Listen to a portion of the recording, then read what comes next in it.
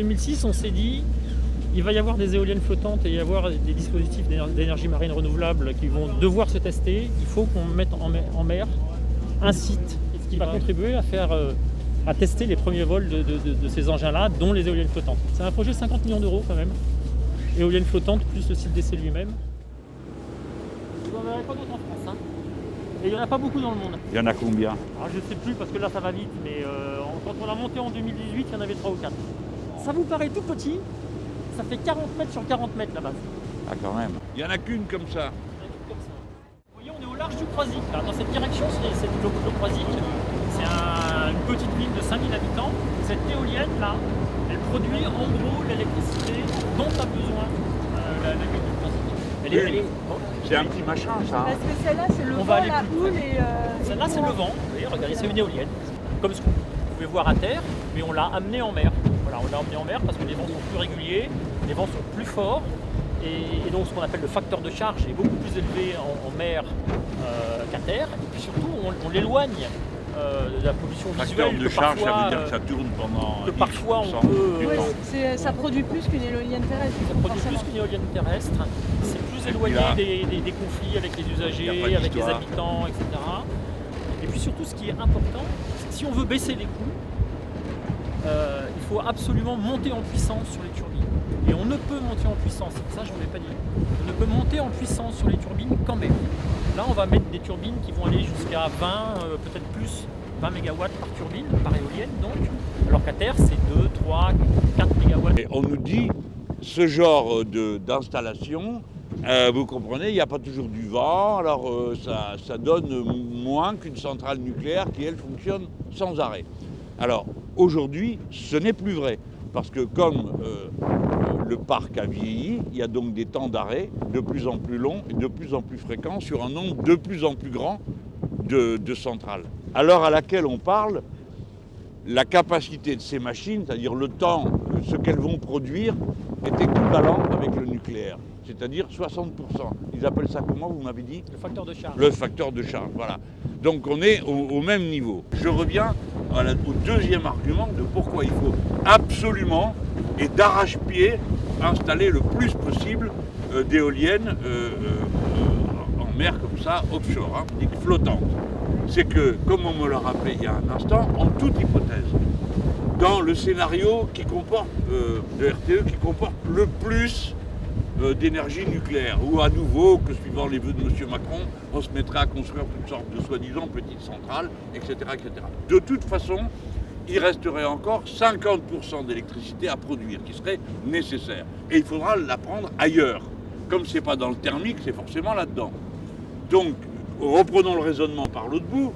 Si, pour atteindre cet objectif, on se met à produire beaucoup de ces machines qu'ils ont mis au point, qu'ils savent faire. Alors dans la machine, il y a tout. Il y a le truc pour flotter, il y a la machine qui est là, qui tourne, il y a la prise, là, leur multiprise pour accrocher les câbles et ramener tout ça à terre. Bon.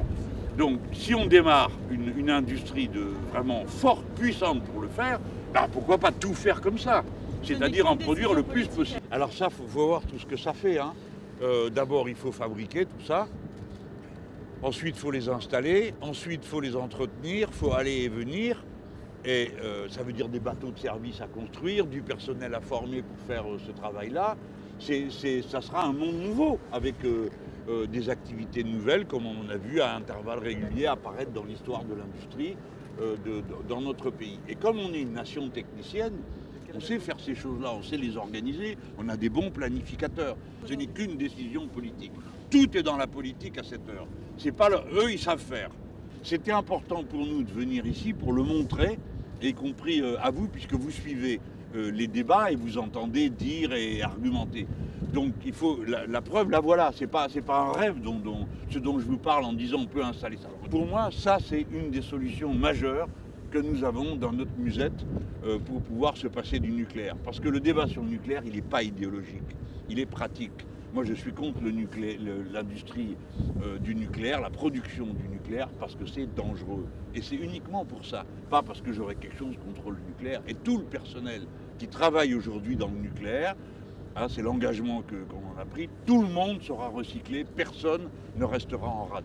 Le problème qu'on aura après, c'est qu'est-ce qu'on va bien pouvoir faire pour arriver à les fermer et neutraliser les déchets et les installations qu'il y a. Ça, c'est une grosse question qui, pour l'instant, n'a pas de réponse. Mais il n'y a qu'un développement vraiment massif de ce prototype-là pour rendre cette électricité produite abordable au plus grand nombre. Mais ça, alors là, on a des chiffres tout à fait certains. À l'instant, on vient de me le dire.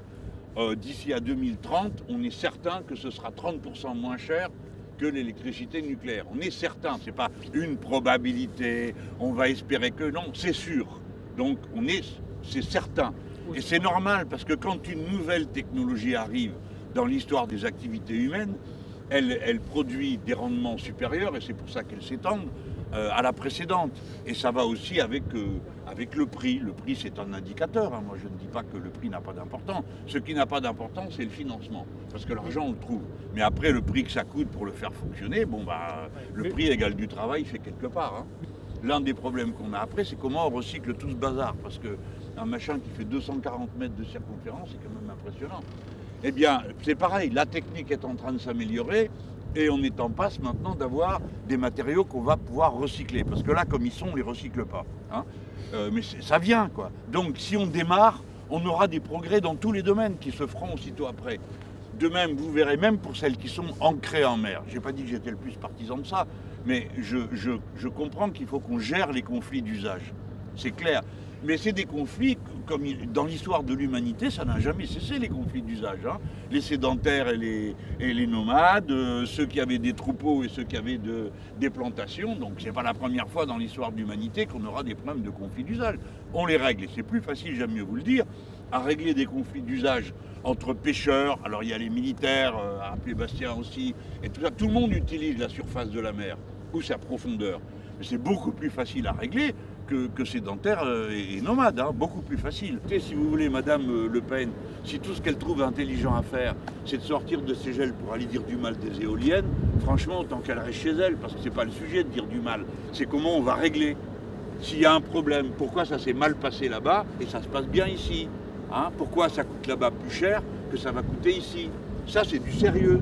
Hein, c'est de l'analyse. Si elle veut débattre avec moi à propos des éoliennes et des énergies alternatives, moi je suis disposé. Et je le dis sans esprit de match de boxe, hein, simplement parce qu'elle a un point de vue et que moi j'en ai un autre, que c'est le contraire et que ça vaut la peine d'en discuter, que les gens puissent se faire une idée sérieuse, mais pas juste aboyer en cadence dans un sens ou dans l'autre. Voilà. Sur le nucléaire, moi je suis prêt à argumenter. Je comprends qu'il y ait des gens qui me disent « Mais monsieur Mélenchon, ça nous a rendu service, notre électricité... » Il raconte des tas de trucs, un certain nombre de choses sont fausses. Mais moi-même, il y a encore quelques années, je croyais à tout ça. Avant que des gens comme monsieur Kempf et quelques autres secouent le cocotier assez pour que tous, on se dise « Il y a un problème ». Alors Fukushima, ça a été la note finale, quoi. Et je me dis, qu'est-ce que je fais si dans mon pays ça a lieu? Je suis candidat à une élection présidentielle. D'accord?